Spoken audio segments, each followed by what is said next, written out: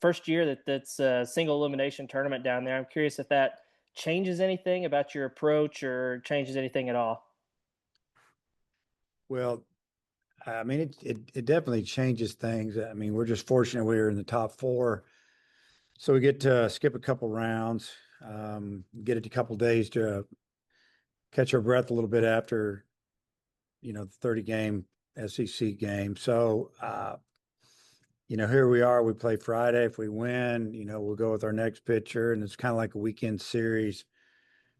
But the other thing is you have a little bit of pressure because it's win or go home. But we had a good workout in, got to have the team all together, and we'll be ready to play tomorrow. Are you going to be starting Zach Root tomorrow? Yeah. And is he going to be on any type of pitch count at all, or do you just let him go like a normal game? Probably more like a normal game. If he's good, he's good. Last time against Ole Miss, he wasn't good. Didn't go good. He was wild, which we haven't seen really all year. And he'd given us really, I think I was thinking back on it, four good starts in a row. And we got down there and it kind of wasn't him. And yeah, hopefully he'll pitch a lot better against him this time. Do you feel like there's maybe some more motivation for him for that? With it being a game that he struggled with earlier in the year.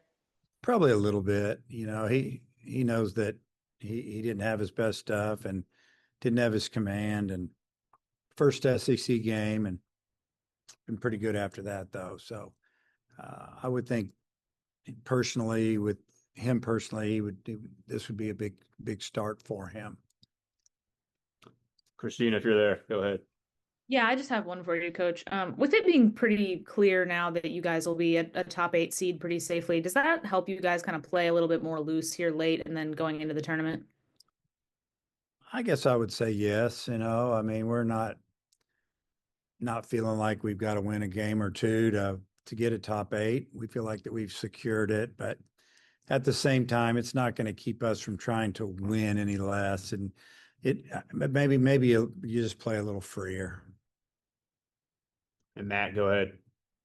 Yeah, hey Dave. We're just kind of curious how you would plan to roll out the rest of the starting rotation. Yeah, I'm curious too, so we'll let you know after we get by the first game. I'm not going to tell you. We just don't want to we don't know yet. I mean, honestly, Wood's going to pitch, so we're not planning on pitching tomorrow. But if we had to, there's a really good opportunity he's going to start game 2, and then after that, I don't want to look that far down the road. Again, if we win the game, the first game, we get to play the second game, and it's not going good, we're going to pitch guys that need to pitch.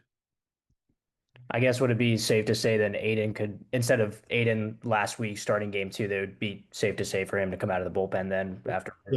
Yeah, that's a good way to put it. Definitely all hands on deck, everybody's available. And then I guess with Gabe Frazier, it's been another week in the recovery. Is he healthy enough to a starting capacity yet? Yeah, he could have played. He could have started last weekend. He's healthy. He's ready to go. But we're going with the guys we've been going with, and he's in a utility role.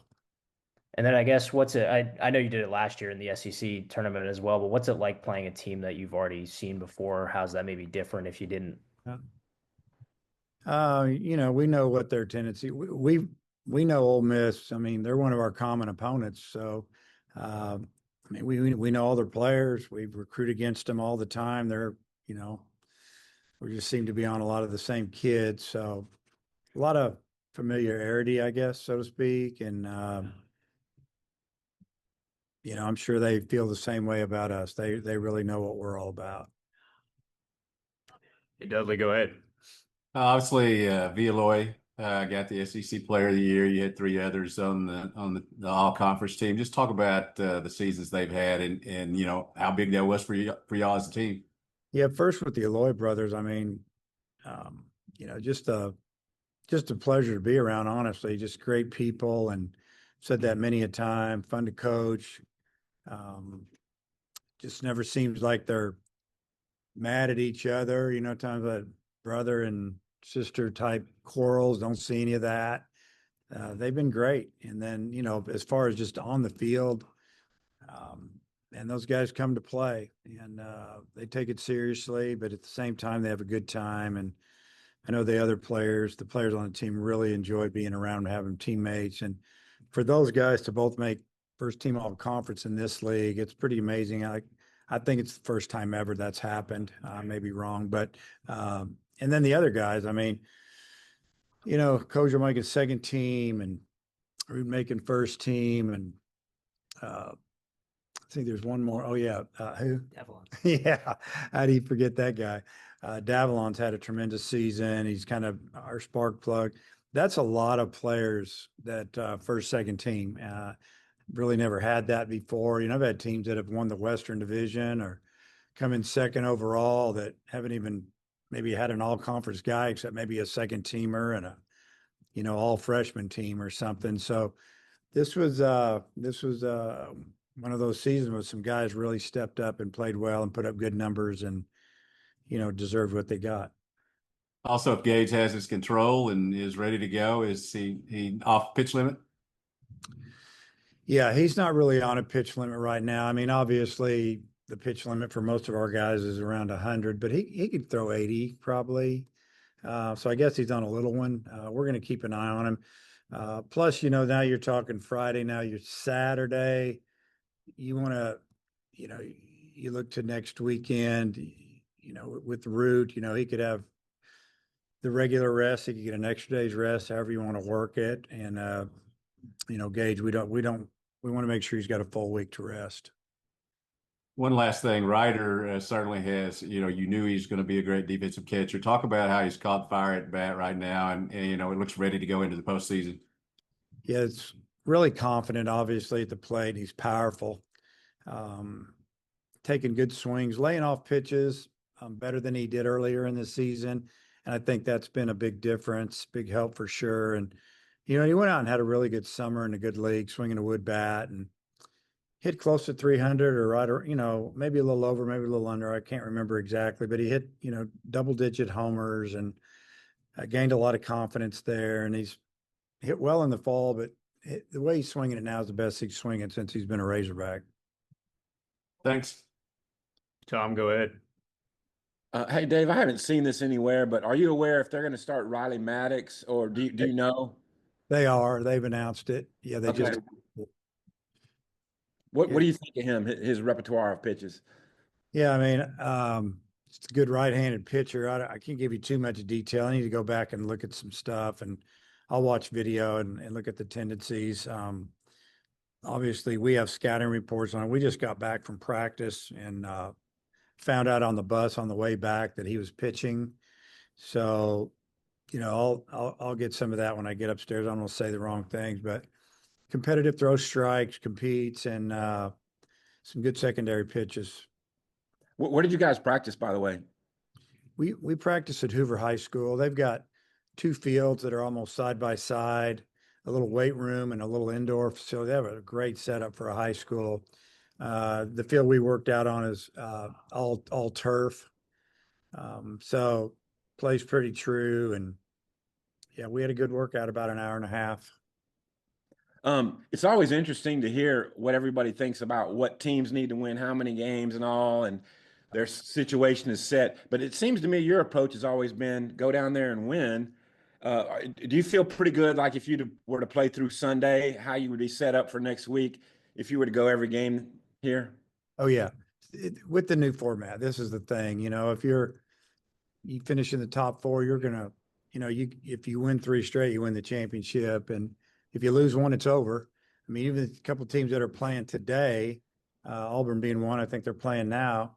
The two guys teams that finished in the top 4, if they happen to win today, they get an off day tomorrow. Then they play Saturday, and if they win, they get to play for a championship. We're 3 days in a row, so it's fine. Just get a little more rest on the front end of it, but yeah, we're set up, and we don't feel like we're extending anybody or overdoing it. And it's almost like you have if you get to play 3, you get an opportunity to play another weekend series in a way. Thanks.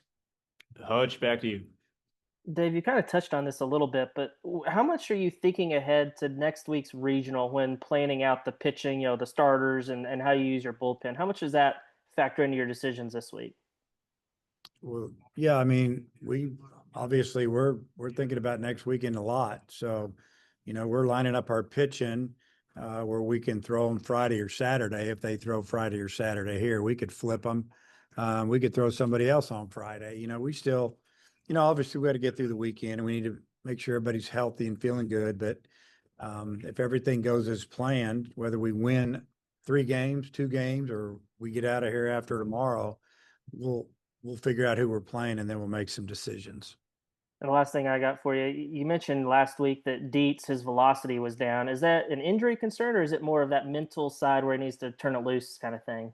I think it's more in the middle side.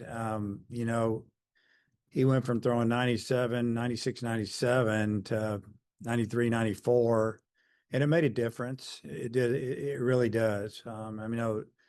Mid 90s is hard either way you look at it, but you get up 96, 97, that's big time. So we're, if we have the right situation here, he'll definitely get the ball. And if it's next weekend, it'll be next weekend. He'll get it.